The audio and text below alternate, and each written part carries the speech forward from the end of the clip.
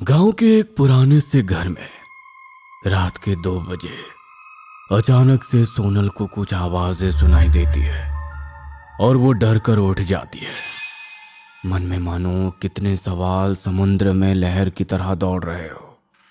सोनल आवाज से इतना डर जाती है कि उसकी हिम्मत ही नहीं होती कि अपनी चौकी से उठकर बाहर आ सके।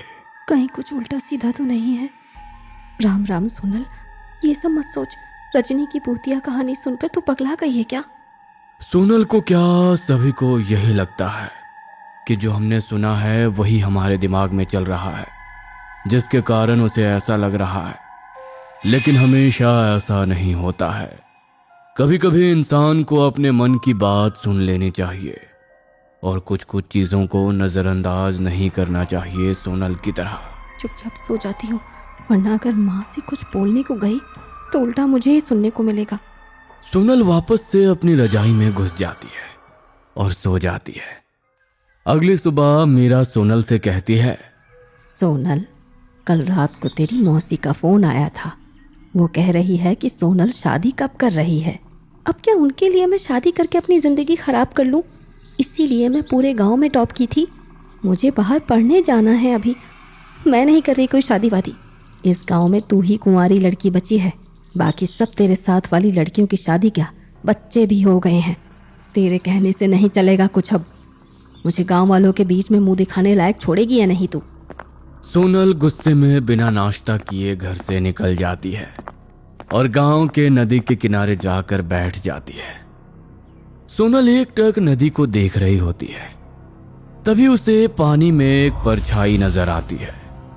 परछाई देखकर सोनल डर जाती है और उठकर नदी से थोड़ी दूर आकर खड़ी हो जाती है और अपना पसीना पोंछने लगती है।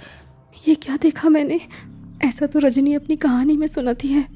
तभी एक बूढ़ा आदमी सोनल के पास आकर कहता है, बेटी डरो मत। जो तुमने देखा वो आंखों का धोखा है और कुछ नहीं। अरे हमारे गांव में योगिनी के होते ऐसा कुछ नहीं हो सकता है। बस बिना पीछे मुड़े तुम सीधे घर चली जाओ। जी बाबा। सोनल डरी हुई जल्दी जल्दी अपने पैर चलाने लगती है। लेकिन औरतें डरती भी हैं और उन्हें सब जानना भी होता है। सोनल पीछे मुड़ जाती है और लंबी सांस लेते हुए फिर से जल्दी जल्दी चलने लगती है। कुछ तो नहीं हुआ, वो बाबा कुछ भी बोल रहे थे। सोनल अपने घर चली जाती है। अनीता सोनल को कुछ लड़कों की तस्वीर दिखाती है। इसमें से कोई पसंद आ रहा है तो बताओ। वैसे मुझे और तेरी मौसी को ब्लू शर्ट वाला लड़का पसंद है। कमाता भी अच्छा है और शहर में रहता है। शहर में तू पढ़ लेना, और क्या चाहिए अब तुझे? जब करनी ही है तो किसी से भी कर दो, जो तुम्हें पसंद है। मुझे किसी की तस्वीर नहीं देखनी। सोनल कमरे में जाकर भूत बनी बैठ जाती है। जो उसके साथ हो रहा है वो सब भूलकर शादी की टेंशन ले लेती है। एक हफ्ते बाद ओंकार शहर से आ जाते हैं और फिर लड़के वाले सोनल को देखने के लिए आ जाते हैं। सोनल एक नज़र में सभी को पसंद आ जाती है।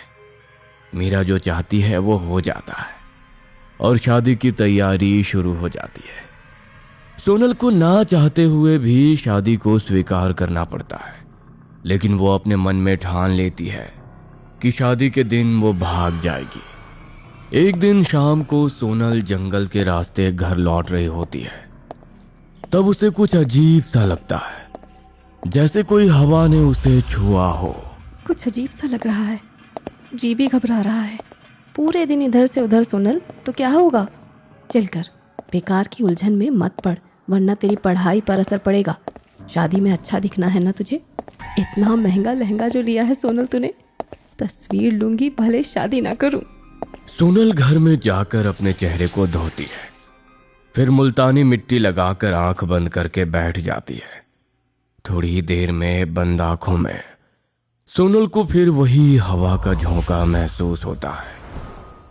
अब वो डर जाती है और जल्दी से जाकर अपना मुंह धोती है। फिर मीरा के पास जाकर कहती है, माँ, मुझे कुछ ठीक नहीं लगता है। मुझे अपने आसपास किसी के होने का एहसास होता है। तू पगला गई है? कौन होगा तेरे पास? माँ, तुम समझ नहीं रही हो मैं क्या बोल रही हूँ। मुझे किसी साय के होने का एहसास होता है। क्या सबको पता चल गया है ना तेरी शादी के बारे में? तो सब नज़र मार रहे होंगे। ये सब उसी का नतीजा है। जोगिनी के होते साया इस गांव में नहीं आ सकता है। तो रुक, मैं मिर्ची राई से नज़र उतार देती हूँ, सब ठीक हो जाएगा। और तू शाम के बाद घर से बाहर नहीं जाएगी और ना ही बाल खुले रखेगी। मीरा मिर्ची राई से सोनल की नजर उतारती है और उसके पास ही सो जाती है।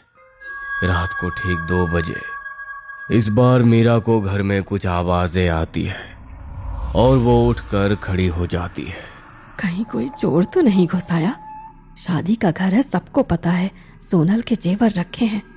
मीरा चुपचाप अपने हाथ में डंडा लेकर कमरे से निकलती है और पूरे घर में डंडा बजाने लगती है। डंडे की आवाज से सोनल और ओंकार उठकर बाहर आ जाते हैं और दोनों पूरे घर में इधर उधर देखने लगते हैं। कोई नहीं है अनीता, तुम्हें वहम हुआ होगा, मैंने पूरा घर देखा है। अरे सब सही है, तुम और सोनल सो जाओ। नहीं जी, मैंने सच में बहुत भयंकर आवाज सुनी थी। मीरा सोनल के साथ वापस जाकर सो जाती है। अगले दिन उसके मन में यही सब घूमता रहता है कि ऐसा कैसे उसे लग सकता है। फिर रात को 2 बजे अचानक से सोनल चौंक कर उठती है और ओंकार के कमरे में भागती है, जहां ओंकार अपना दायां पैर उठाकर खड़ा रहता है। पैरों में कैसे लगा आपको? बोलना तो चाहिए था हमें एक बार। अरे पता नहीं, पैर में बहुत दर्द हो रहा है, लगता है टूट गया। अरे मुझे ऐसा लगा किसी ने मुझे धक्का दिया।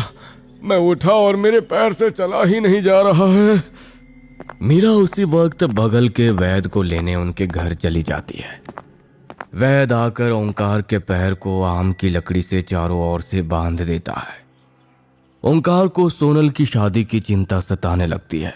मेरी बेटी की शादी अगले हफ्ता ही होगी अब। बेटी की शादी में बाप की हालत ऐसी होगी तो कैसे चलेगा?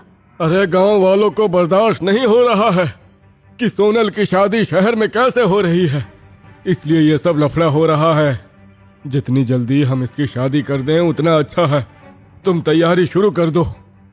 अगले दिन मीरा सुबह सुबह गांव के बूथ पर जाकर सोनल की शादी में आने का न्योता सभी रिश्तेदारों को देती है। फिर गोले लोगों को एक एक करके न्योता देती है। मीरा शादी की तैयारी में लग जाती है। शादी से 3 दिन पहले सोनल लाल रंग की साड़ी पहने खुले बाल में गजरा लगाकर आईने के सामने खुद को निहार रही होती है। क्या लग रही है तू? तेरे आगे तो आज ऐश्वर्या राय भी फेल है। तभी सोनल को अपने पीछे खड़ा एक साया नजर आता है। वो साया एक लड़के की होती है। वो एक टक सोनल को ही निहार रहा होता है। सोनल के हाथों से लिपस्टिक छूट जाती है और वो भागती हुई बरामदे में जाती है और अपनी माँ से कहती है, माँ, वो हमारा कोई वहम नहीं है, वो एक साया है जो इस घर में घुस रहा है और ये सब वही कर रहा है। ये कैसे हो सकता है? जोगिनी के होते हुए इस गांव में साया नहीं आ सकता है। सोनल की आंखें बड़ी बड़ी हो जाती हैं और वो इशारे करके अपनी माँ से चुप रहने को कहती है। मीरा समझ जाती है कि जो उसे करना है वो चुपचाप करना होगा, बिना किसी को भनक लगे हुए। सोनल, डर मत, गांव की औरतें आती होंगी। मैं एक जन को न्योता देना भूल गई हूँ। अभी बस 2 मिनट में उसे बुला कर आती हूँ। तू दरवाज़ा खोल कर बैठ जा। सोनल दरवाजे पे खड़ी मीरा के आने का इंतजार करती रहती है। उसके मन में बहुत सारे सवाल चल रहे होते हैं कि ये सब कौन करवा रहा है।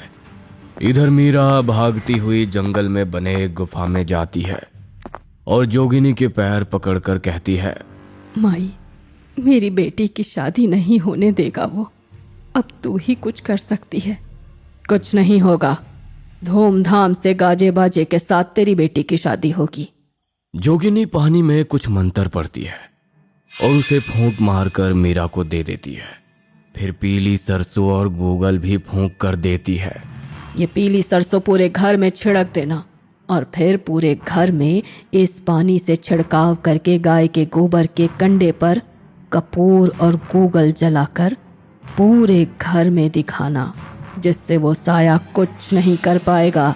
माई, वो ऐसा वैसा साया नहीं है, उसके लिए कुछ कड़ा करना होगा हमें।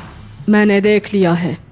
उसके लिए मुझे 3 दिन शमशान में पूजा करनी होगी, अपनी माँ शमशान काली की। फिर महामाई जोगनी की लाज रखने के लिए अपनी योगिनी को भेजकर उसे टान लेगी। ठीक है माई, मैं चलती हूँ। मेरी सोनल को आशीर्वाद देने आप जरूर आना। मीरा वहां से चली आती है और आते के साथ पूरे घर में पीली राई छिड़कती है और फिर पानी छिड़क कर पूरे घर में गूगल धूप करती है। इन सब से साया चिरमिरा जाता है और सोनल के घर में एक बंद कमरे में छुप जाता है। इधर जोगिनी शमशान में पूजा करना शुरू कर देती है। सोनल, अब डरने की कोई बात नहीं है। मैंने जोगिनी माई से सब बता दिया है, कुछ नहीं होने देगी वो। इतने में गांव की औरतें आ जाती हैं। फिर मीरा सोनल को ससुराल से आए चूड़े पहनाती है और फिर सोनल मेहंदी लगवाने लगती है और गांव की औरतें गीत गाने लगती हैं। रजनी नाचने लगती है और सोनल को भी नचाने लगती है। सब कुछ अच्छे से हो जाता है। अगले दिन सोनल की हल्दी होती है।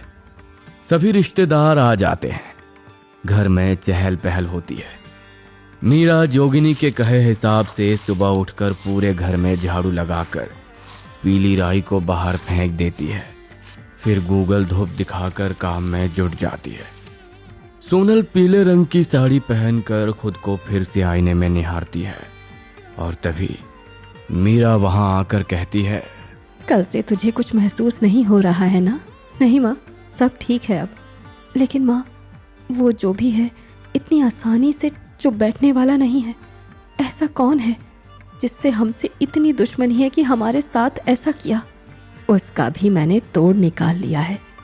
तुम बेफिक्र रहो, जोगिनी हमारे साथ है, फिर किस बात का डर। हल्दी की रस्म हो जाती है। इस तरह पूरा दिन बीत जाता है। फिर अगले दिन सोनल की शादी होती है। जल्दबाजी में मीरा आज सुबह पूजा करना भूल जाती है और शादी की रस्मों में लग जाती है। इधर सोनल तैयार होने लगती है। तभी उसे अपने कमरे में कुछ अजीब सा एहसास होता है। सोनल जैसे ही आईने में देखती है, उसे वही साया नजर आता है और वो चीख उठती है। ये कैसे हो सकता है? माँ ने तो कहा था कि उन्होंने इसका जब्ता करवा दिया है। सोनल खुद में हिम्मत रख के फिर से वो शीशे में देखती है और फिर उसे वही साया दिखाई पड़ता है, मुस्कुराता हुआ। सोनल उसी वक्त कमरे से भागती है और मीरा से सब बताती है। मैं पूजा करना आज भूल गई थी। अब क्या होगा? आप अभी के अभी जोगिनी के पास जाओ। बेटा, वो साधना में होगी, मुझसे बात नहीं करेगी अभी। डर डर के शाम हो जाती है। बारात दरवाजे पर आने वाली होती है और सोनल तैयार तक नहीं हो पाती है। मीरा दूल्हे की आरती करती है और दूल्हा इतने में ही बेहोश हो जाता है। मीरा कुछ सोच पाती इससे पहले दूल्हे के पीछे साया खड़ा दिख जाता है। मीरा भगवान के सामने जाकर नाक रगड़ने लगती है और इन सब से छुटकारा की भीख मांगने लगती है। माँ, मेरी लाज रख, अपनी योगिनी को भेज दे। इस शैतान को यहाँ से ले जा। मेरी बेटी की जिंदगी बचा ले माँ। इतने में ही मीरा देखती है कि वो साया उसके पीछे खड़ा मुस्कुरा रहा है। तभी जोगिनी की पूजा से योगिनी हवा के रूप में वहां आती है और उस साये को अपने साथ लपेटकर मीरा के घर से चली जाती है। साये को जोगिनी बंद करके शमशान में गाड़ देती है। इधर मीरा समझ जाती है कि जोगिनी ने अपना काम कर दिया है। सोनल शादी के लिए तैयार हो जाती है। रात को जोगिनी भी सोनल की शादी में आती है और शादी अच्छे से हो जाती है। सोनल इस सब झमेले से शादी से भाग ही नहीं पाती है और सब कुछ हो जाता है।